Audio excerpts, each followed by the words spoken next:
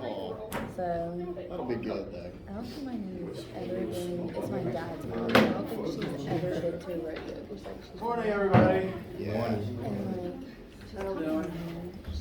I'm good, tired. she's never been to. Well, it kind of feels like Friday because I'm not going to see you guys until next Wednesday, in fact. Yeah.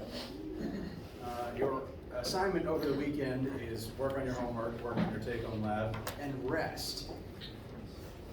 Prioritize that over the other two. I have a question. Yeah. I have two actually. For the lab, do you want us to? Do we have to fill out these two these two bottom things and then these two bottom things? Yes. Yes. Okay. So that's a question. Yes. The goal of the lab is, like in one of the examples we did on Monday, use the specific heat and conservation of energy trick where the energy lost by one object is the same as the energy gained by another object to calculate the specific heat of the metal that is listed, and then compare that specific heat to this table to try to figure out what the metal most likely is. So the two things to fill in would be the specific heat you calculate and the identity of the metal based on your prediction. While talking about this lab, I actually will mention I made a misstep when I was writing this because this course's syllabus doesn't actually require the math for phase change. I got my wires crossed because between all my classes I teach very similar things. It's just the function, it just depends on how deep the math goes for any given level. 1500 and 1600 do the math for phase change, and so I just kind of got into a groove there, whereas this section doesn't actually have to use those formulas. We've got other things to worry about because the point of this class is get through a bunch of concepts quickly, and the other classes are spend time and do a lot of math. So this section doesn't actually have to do the math for phase change. It's not actually on any assignments. And so the fact that I wrote a phase change question on this lab is technically a mistake. I'll happily explain that math if anyone wants to know how to do it, but it is not actually required of you. And as a result, on the lab, number 2, B and C, like the last part of the last concept question, you don't actually have to do, because it involves phase change math that you technically don't need, and therefore I don't want to try to bog down your notes with it. I have another question. Yes. It's not about the lab. When is our final? Before I answer that, I want to make clear a vocab thing. Per the syllabus of this course, there is a difference between tests, plural, and the final. Tests are what we've had one of them, and we're going to have another one in a couple of weeks. The final is the big thing at the end of the semester, and the times for that are currently written over there. I have 2 sections of Physics 1000, and they're E and F section. This is the F, and the E means immediately before that, which is why I'm in this room for 2 hours. Those 2 sections have 2 assigned exam times, those being Wednesday, May 3rd at 1:30 p.m., and then the second one at 5:30 p.m. My policy is I'm giving the same exam during both of those time slots. So no matter which one you're supposed to attend, this class is technically the 5:30 one. I don't really care which one you show up to, because it's the same exam both times, and I'm going to be here for 9 hours regardless. So I've written those 2 as the official time slots. You can come to either.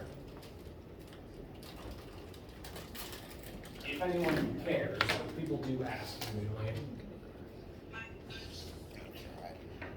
The 1:30 is technically at E, and the 5:30 is technically F. But once again, it does not matter which one you come to.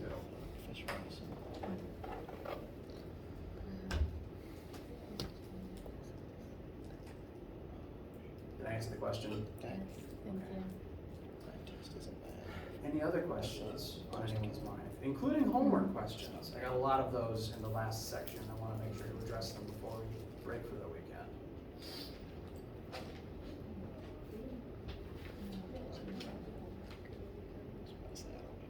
But you will be here Friday during the regular lab time? I will not.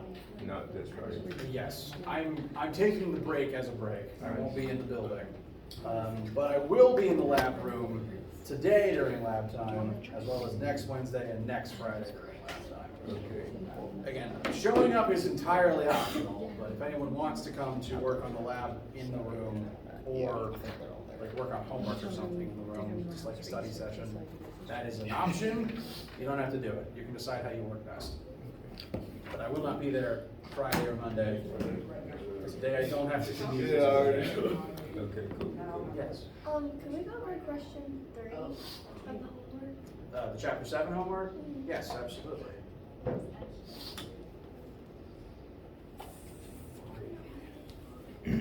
Specific heats of some Interesting that you asked about this one, because this is once again very similar to the lab. An unknown metal has a massive insert number. When heat is added to the metal, its temperature changes by a certain amount. Calculate the specific heat of the unknown metal. Please. Why can't I find an eraser? It's because I covered it.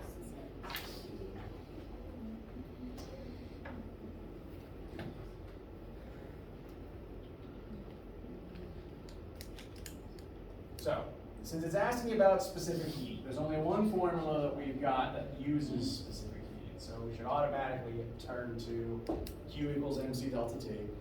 We're going to add heat to the metal. Its temperature is going to change as a result, and we need to figure out its specific heat to figure out what it's made of. The information that we're given is mass, heat added, and the temperature increase. So this is already delta T, because it says this sample changes temperature by that amount.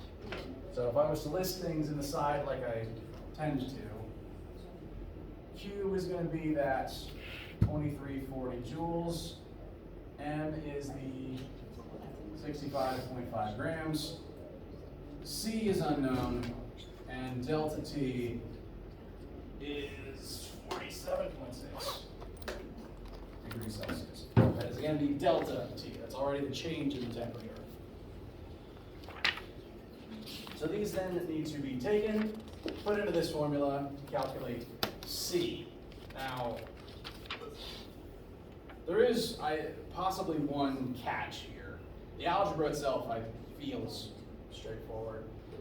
I'd say the trick here is that all of these answers are in terms of joules per gram degree Celsius, whereas the table I gave you in the notes is joules per kilogram, and so all the numbers are 1,000 times bigger. No, these numbers are really teeny tiny because they are joules per gram.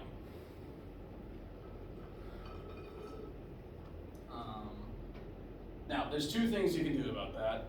One, you can take this mass, convert it to kilograms, in which case the C you get will be in joules per kilogram degree Celsius, meaning that you get, in this case, 750 rather than 0.75, and then you'd have to divide by 1,000 again.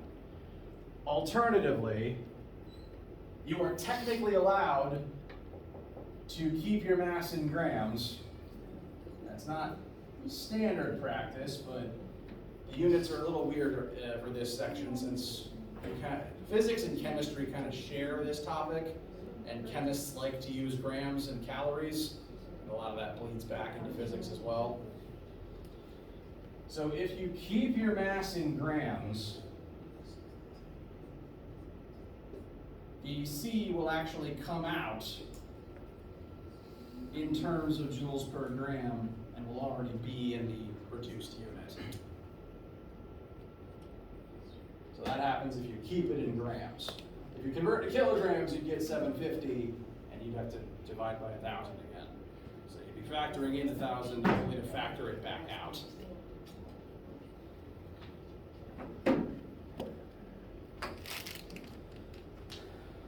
So I'd say that's the weirdest part of this one.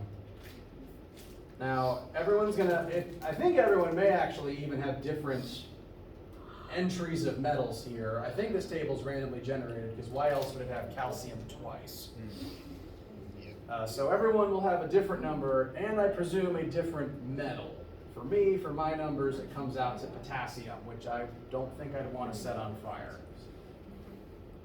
I think that's one of the ones that burns. That's the one we watched the other day. Was it potassium? I think it was potassium. Yeah. Yeah.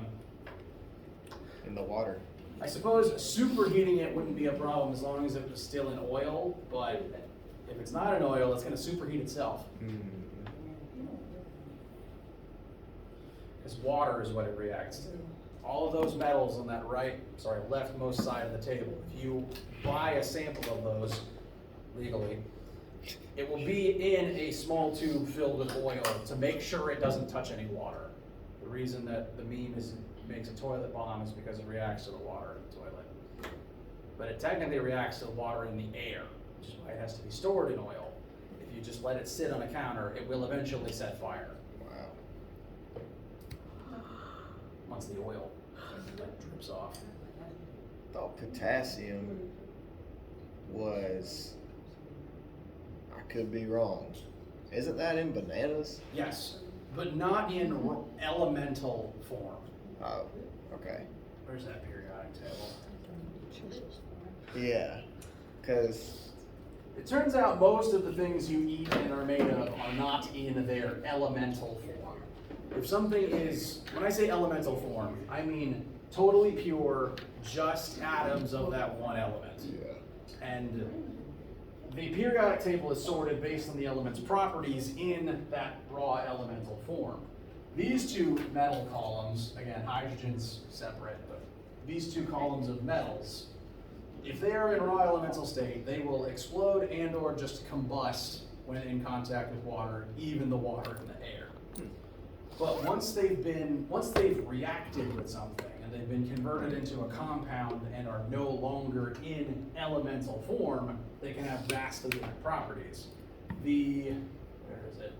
Potassium's K, for language reasons I don't know. Once potassium reacts with something and becomes a compound of potassium, it no longer retains that, explosive quality. So the potassium in bananas isn't straight potassium, it's a potassium compound that the human body can use without dying. natural. Quite similarly, elemental sodium is in the same family as potassium, so the sodium also makes toilet bombs. Likewise, elemental chlorine is poisonous gas that also combusts in contact with just about everything. So here we have explosive metal, and here we have explosive toxic gas. But when sodium and chlorine react to each other, they form table salt. I was about to say, man, what's the difference between sodium and table salt? The difference is the sodium in table salt has been mixed with poisonous gas and somehow turns into seasoning. Huh. So what about the stuff you put in your pool? That is, I believe, chlorine 2, meaning it's chlorine that has reacted with other chlorine, Okay. or possibly some other compound. That's why it doesn't explode. Most elements, frankly, aren't in their raw form anymore. Like, after sitting in nature, if they react with anything, they've reacted by now.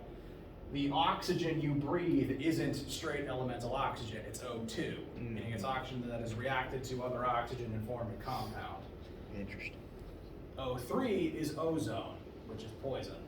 So we cannot breathe. No. We need it up there, not down here. The ozone layer is made of poison. I was like, we're in chemistry class. This is why I failed chemistry, man. I consider this more fun facts than things I use on a regular basis, but I like knowing things. Definitely fun facts, but I'll say nothing about the hard things. yeah. Yes. Is it okay if we keep going over homework? Yes, absolutely. Can we go over number 5? Is that the waterfall? Hold on, I've already lost track. It is the waterfall. So, most of this homework assignment is actually using this formula in varying ways. The point of chapter 7 is thermal energy exists. Here's the things that happen because of it. So in this particular question, the water is going to heat up because it's going to absorb thermal energy. And the thermal energy came from an interesting place. Here, the water is going to fall over a, oh, it does tell you the mass. Interesting. Huh. I was mistaken the last time I looked at this one. But similarly, we've got the same formula. Some mass of water, and because it's water, you would look up on the table what the specific heat of water is. I can go ahead and tell you that actually.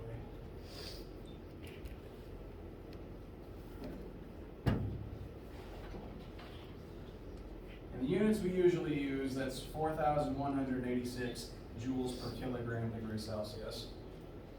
That is the last entry on the specific heat chart on your formula sheet. That mass of water is going to absorb thermal energy from going over the waterfall, and therefore its temperature is going to increase. The weird thing here is where that energy comes from and how we kind of figure out what to plug in for Q. Because the goal is solve for delta T.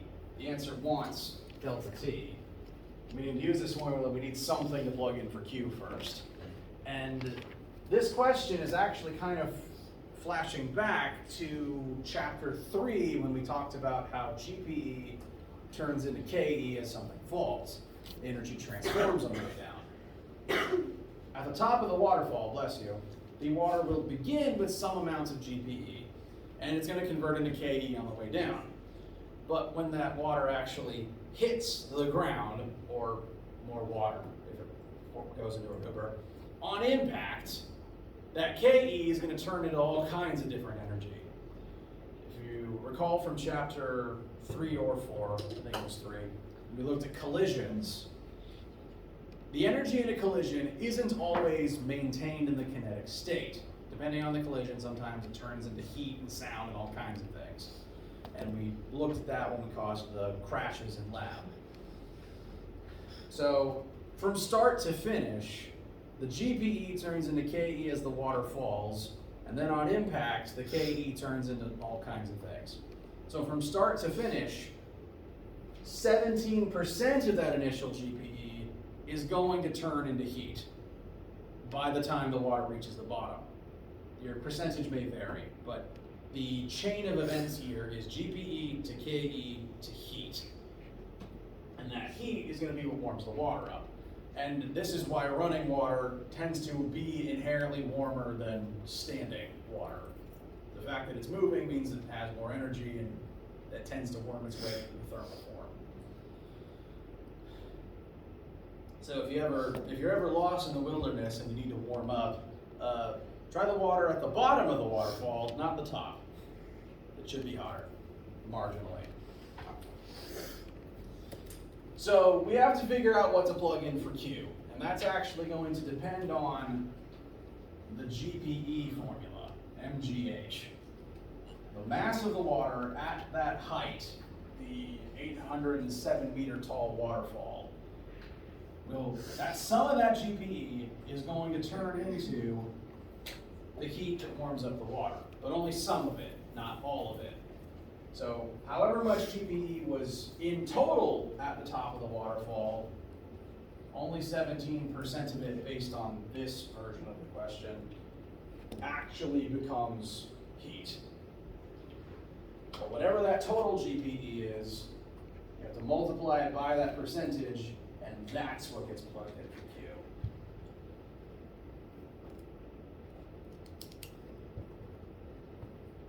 Does that help?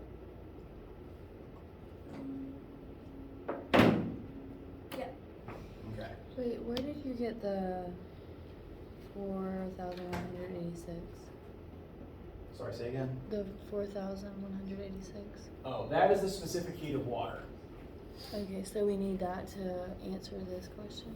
Yes, and that is on your formula sheet right there. During these heat questions, whenever a material is specified, that usually means look at the chart for any constants related to that specific material. And here, since we are adding heat to water in order to change its temperature, we need to know it's the specific heat of water to know how much it reacts to that heat increase. You don't have to memorize this number, but it's the specific heat that's going to come up the most. Most of these questions involve water.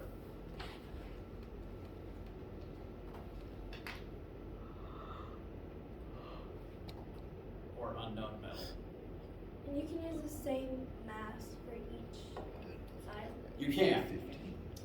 Although interestingly, you can do each side one at a time. You can find the Q, like a number for Q, and then plug it in here. I tend to try to combine my equations together in case something cancels out. And conveniently, the mass would cancel out the way that I've written it. So you could actually work this if you didn't even know the mass of the water. Which I assumed it didn't give that. I'm only just now realizing it does list it.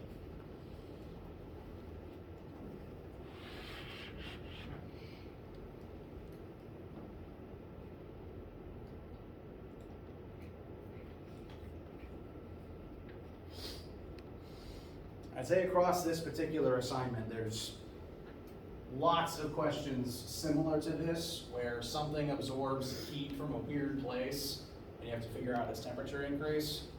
I would compare this one actually to, was it 8 or 7? Oh, it's 6 actually. Question 6 is similar in that water is going to be heating up, and you have to figure out the temperature increase of the water. But the theme is different. Here, instead of water going over a waterfall, it's the water inside of a human body heating up because you're a warm-blooded organism that does things over the day. So I'd say that 6 is very similar to what we just described, but there's a different method to find what to plug in for Q. You're still after delta T, but for Q, you have to figure out how much energy Susan, in this case, how much heat she naturally generates inside of her body over the day. And the hypothetical question is how much her human body would heat up if she could not vent all of that heat. Humans and other warm-blooded mammals generate heat inside of us. One, because we have muscles and the friction in your muscles makes heat. But two, warm-blooded means that a portion of your food is just automatically burned to make heat, like in a furnace, and that is to keep us warm so that we don't have to sun ourselves all day like lizards. So a lot of what you eat really just goes into making you warm. Your stomach is literally a furnace. You're setting your food on fire to keep it warm, at least partially. And so the question here is, how much heat does Susan naturally generate during the day, and how much would her temperature increase if her body didn't ventilate that heat?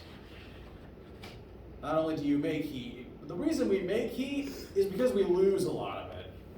Like, you're constantly touching air which is colder than your insides. As a result, you're constantly venting heat, like just by contact with the air and also through things like sweat. So the question here is, worst case scenario, what happens if you couldn't do that? And the answer is you die. You boil from the inside out. Not good.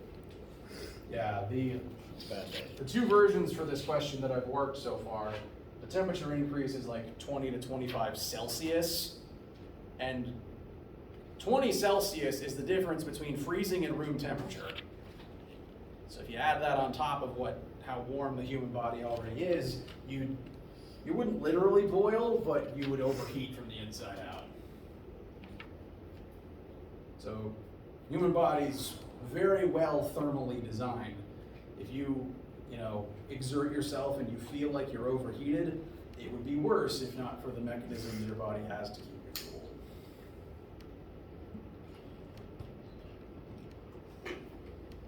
I think it works better than what lizards do, because they just sit still in the sun all day and do nothing to stay warm. With the surface area, what does that have to do with the heat equation? It actually doesn't. Like, it's There's two possible reasons that her surface area and her height are listed here. Those possibly being, one, whoever wrote this question left them in as a red herring. You don't actually need them to do this. Or two, this question previously involved more steps, more things possibly involving the actual rate at which heat would have to exit her body, which does depend on your surface area. Kind of like how surface area affects air pressure, surface area affects how much of you is in contact with colder air in order to leach heat out of you. It's possible this question involved that at a different stage, and I, in a previous year, edited it out, because all of my assignments are like a constantly evolving thing. I'll replace questions and edit questions as years goes on, and I don't always remember how they started. Kind of like how you don't remember being 3. Can we go through how to solve this one? Yes. It is similar to what I described for the, actually I've got work for it over here. Someone asked earlier. I have to change the numbers a little bit. Yeah. That'd be easier to do the most recent stuff and then get it back up. But, once again, Susan is going to generate a certain amount of heat inside of her body over the day, and that is going to cause her temperature to rise if she does not ventilate it. We are told Susan's mass.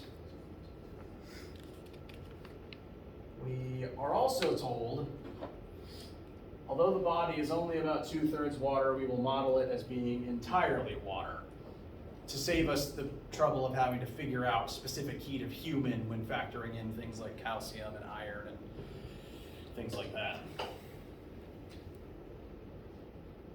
So once again, specific heat of water is 4,186 joules per kilogram degree Celsius. So that specific heat will go there. I'm leaving it blank though for a reason I will explain later. And the goal is to find delta T. How much would her temperature rise if she does not ventilate this heat correctly? That means we have to figure out what goes in for Q. We have to figure out how much heat she actually generates in a day. The question tells us this is how many kilocalories of food that she consumes. This is short for kilocalories, kcal. And that's actually the same unit as the uppercase C calories on your food packaging. So if you add up the calories on the food that you eat during the day, you just look at the packaging and it adds up to 1650. That's the same unit that's up there. Secretly, the food units are kilocalories because I assume they wanted the numbers to be smaller so that they're less scary. Although I don't know why that number is scary, because that number is what's keeping you alive. You need a certain energy requirement to maintain human functions. But this is what she consumes in her food. It's actually less than you need. This is her mass, height, surface area we don't actually need. Okay, here's what we do need. Typically, 80% of the calories we consume are converted to heat. So her body does absorb this much energy, but kind of like with the waterfall, only a portion of it is going to turn into heat in her body. I don't think 80% is automatically turned into heat, but over the course of the day, as you use energy to do stuff, 80% of it ends up as heat after burning it inside your muscles and eating yourself. So by the end of the day, I don't have the exact statistics because I'm not a biologist, but it is generally assumed 80% of your energy eventually ends up in thermal form between just being warm-blooded and exerting yourself. So we have to combine these two facts together to figure out how much heat is actually produced by Susan in this day. So,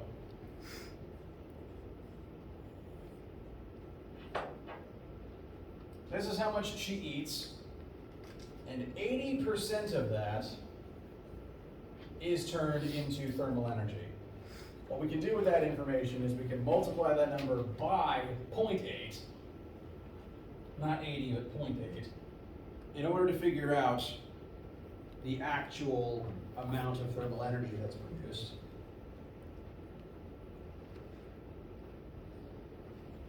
I've got 1320 kcal.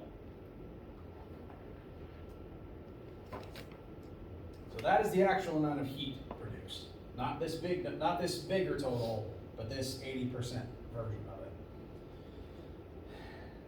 And before this goes here, we have to do at least one conversion to it. For one thing, this is kilocalories, and we don't usually put kilo on our energy units in our formulas, so we have to get rid of the kilo in some way.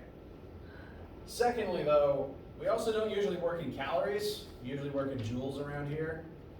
But, I mentioned earlier that chemistry kind of shares this concept with physics, and so sometimes their practices bleed back into ours, which is not a derogatory statement. It's just different groups do different things. For that reason, there's two different specific heats for water floating around. One of them is in joules, one of them is in calories. Meaning, we can choose to use this version of specific heat and save us the trouble of converting calories into joules. Alternatively, we can use this specific heat and convert calories into joules. You can pick. Since I have this number memorized, I'm going to choose to use this number. I'm doing that because the calories in this unit matches the calories that we were given. So there's kind of a choose your own adventure puzzle here in that way. But even if we perform this trick, use the 1,000 cal per kilogram degree Celsius, we do still have to convert kilocalories into normal calories first. So instead of 1320, it's going to be 1,320,000.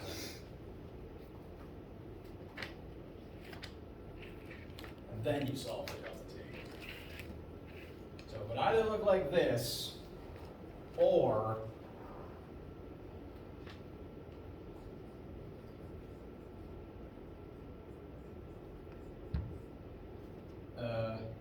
you would have to convert kcals into joules and put whatever that is here. I can convert it, I just don't have that number saved in my brain. Either works. Either would give you the same delta T as long as you use the correct specific heat for the unit. I understand that the swapping of units is a bit non-standard and is a bit confusing. How does this feel? Does the logic train? Is there any issues on the logic train?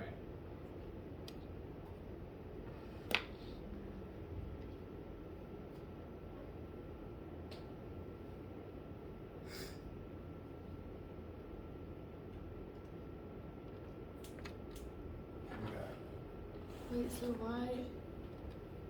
would the top one equal the same as the bottom one? Yes, they will both give the same delta T. So where did you get the 1.32 million? This is the amount of heat that she generates in her body. Okay. This number was derived from the total food intake times the percentage of the food that turns into heat to give us the heat she generates in kilocalories. Before I used that number as the heat in our equation, I converted it from kilocalories into normal calories by multiplying it by 1,000.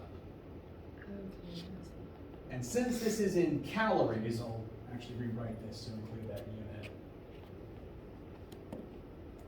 Since that's calories, I chose the specific heat for water that is also in terms of calories, so that they match.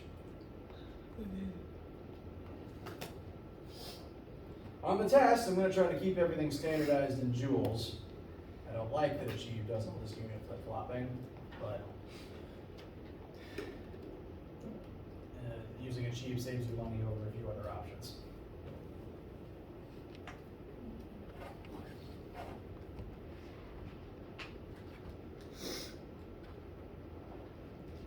I believe those are the most difficult, the most logic-heavy questions on this particular assignment. While I'm remembering, This is the most logic-hungry question on the previous assignment. It's the styrofoam ball one. Students keep asking about it. I'm just leaving it here.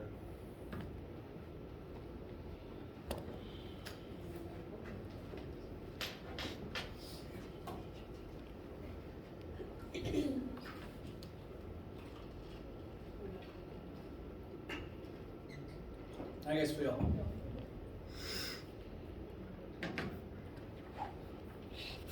We gonna learn something? I actually will. Sweet. I have a demo set up for you. Sweet. And everyone knows that demos involving fire are the fun ones, That's what I'm right? talking about. All right. Any other concept-related or homework-related questions before I show you something cool and tie it into what we've been talking about? Bless you. All right. As a reminder, you're always allowed to ask homework questions during class. I encourage it, in fact. Last time we talked about phase change. We're not actually going to do any math for it, but it's important to understand how it works and why it happens. And to demonstrate a related principle, I am, to kind of explain why phase change happens, I'm going to demonstrate now the concept of thermal expansion.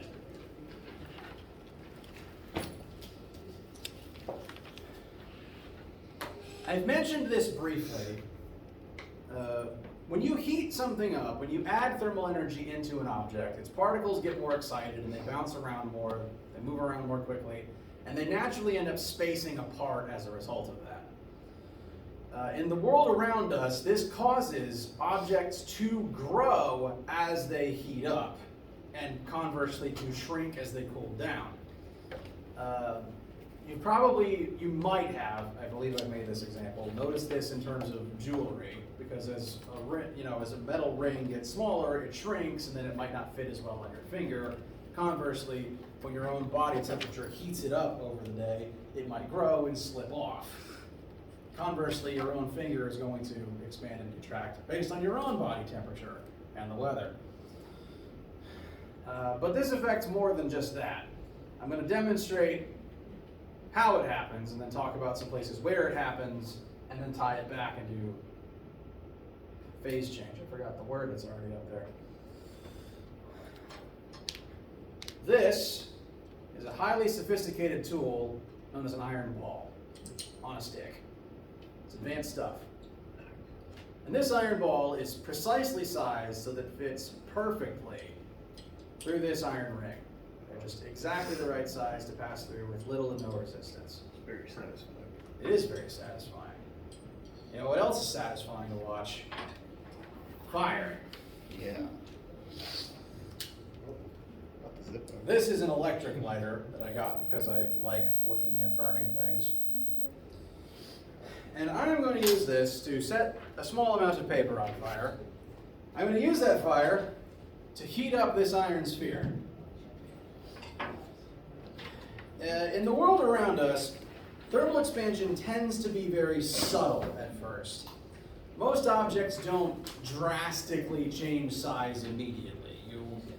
Unless you were like watching something and measuring it with a high-speed camera and a micrometer, you won't really notice it growing in the moment where it happens. It's very small amounts and it's very subtle. So you would not be faulted for assuming that thermal expansion didn't really exist. But I'm going to show you that it does. So, setting paper on fire. I am a professional and I know what I'm doing.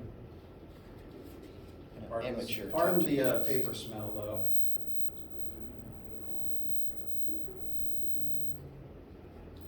Printer paper takes a second, though.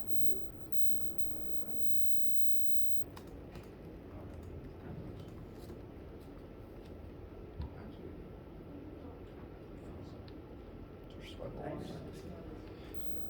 Nah.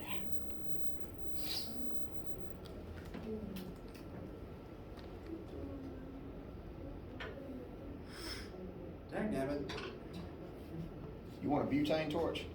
I mean, yes, this hookup doesn't work, or else I'd be using it. Oh, jeez, that stinks. Normally I'd use like 3 matches, but I've used them all. I was about to say, I got a butane torch, but it's out there. That would be faster. Oh, you got it now. All right, so we're heating up this iron sphere. Remember, it was originally exactly the right size to pass through the ring. And while it's subtle, you wouldn't actually see it with your bare eyes. It is now too big to pass through. And that's iron? Yes, both of these are iron. Wow. Additionally, if I flash cool it with a little water, it goes back to normal. Wow. So it didn't even take that much heat for it to... It really didn't. And it also won't take much heat to show you how this works. This is a bimetallic strip, meaning it's made of 2 different types of metal. And an interesting thing about thermal expansion is different materials grow at different rates. Some things just naturally expand more than others. And these 2 types of metal have different expansion rates, meaning one side is going to grow faster than the other, and that is going to cause this. Fire went out. No, it's still there. No, there is heat. Maybe, Just blow through it a little bit. It'll catch back up. The other end. Yep. that's not a great idea. Oh, yeah. Oh, we're gonna set off fire alarm. Do we even have a fire alarm? There's that white thing right there, but I don't think it probably does anything. So one side of this is going to grow faster than the other side, and that is going to create a very distinct growth pattern.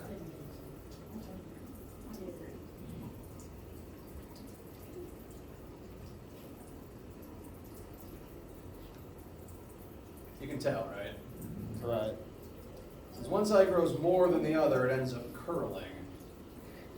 And this is actually similar to how plants grow towards the sun. One part of the stem grows more than the other, and the whole thing curls. But if I flash cool it, it goes back to normal. Wow. So, thermal expansion is real. And because you don't always notice it, it actually sneaks up on us and causes a lot of problems in modern human society. Because everything does that. Some things more than others, but everything undergoes that process with temperature change. That includes the roads, the concrete, I forgot the word, concrete of the road, asphalt of the road, whatever it's made of, is constantly changing temperature because of sun during the day, cold during the night, and different seasons. So that material is constantly growing and expanding when it doesn't have room to. Like all that concrete is trying to expand into the same space that all the other concrete is trying to expand into. And then likewise, it's just going to contract back down on a cold day and during the night. That constant expansion and retraction creates all the cracks in our roads. That's why in like some new construction, they'll put silicone in between the joints. They'll split it up into, 30 square foot sections and then silicone all the joints, and they're like that thick. Yes, it's why a lot of sidewalk panels have those little spacers in them, like that weird kind of organic material that you see grass growing in. That is so that the concrete can expand into that very flexible material and then contract back into its normal space without pressing into more concrete and breaking itself. It's also why bridges have those metal spacers that result in the car going ka-kunk, ka-kunk, ka-kunk, ka-kunk as you drive along its surface. Those metal gaps are literally gaps. They just have metal teeth in them so that there's always surface for your tires. And those gaps are so that the individual sections of concrete can grow into those gaps and then contract back out without actually causing a hole. Most bridges have that these days because if you don't account for it, the bridge is going to extend too much and then contract and then fall. Because of the crack cover. Exactly. This causes issues in construction. Like skyscrapers have to take this into account because like Like some parts of the building heat up faster than others, so like the brick extends, but the metal inside might not because it's not getting sunlight. So the bricks of the Empire State Building take up more room than the structure they're attached to, and the bricks fall off and bad things happen. Likewise, railroads tend to end up like warping way out of path if they don't have room to extend, kind of like how the roads do as well. But this ties back into phase change because thermal expansion causes phase change. I've already mentioned that when water hits 100 Celsius, it caps out at that temperature until it all turns into steam. But what's happening as it turns into steam is the water is expanding beyond the distance where it can stay together as a coherent liquid. Steam is literally water that's so far apart, it doesn't act like water anymore. It is expanded beyond the bounds of a liquid.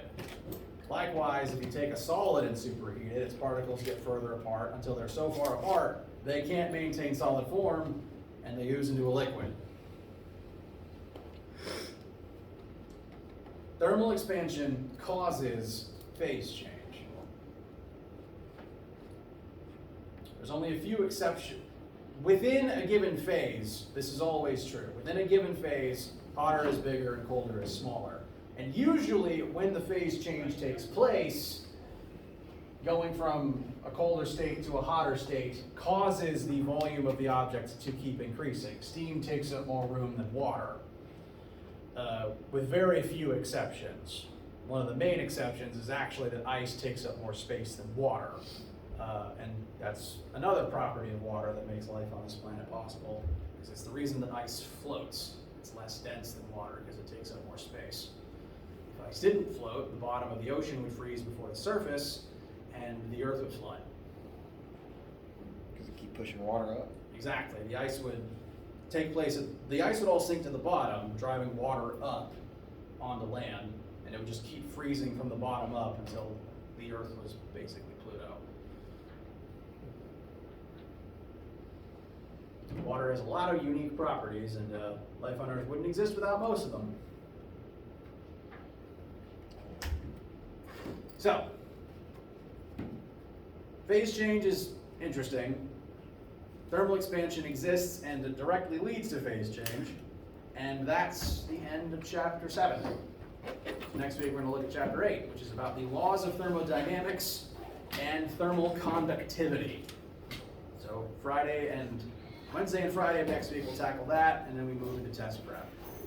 How you guys feel? Sounds good. All right. Be working on the homework. And you know what? Just because I can, I got 2 minutes. Behold, I will show you the laws of thermodynamics. Zeroth law states that if two things are at the same temperature and the third thing is at the same temperature as the first thing, all three things are at the same temperature. It's a very boring law. First law is the law of conservation of energy. We've already talked about that. Second law is about entropy, which is to say things are more chaotic when they're hot, and that overall chaos does not go away. Third law says that as things get colder, they become more orderly until approaching absolute zero, which is absolute order. And next week we'll review these and thermal conductivity. Any questions before long weekend? All right. Have an excellent day. You being loud, boy. Yes. Oh, by the way, this is a phase change, because that arc is made of plasma. That's pretty cool.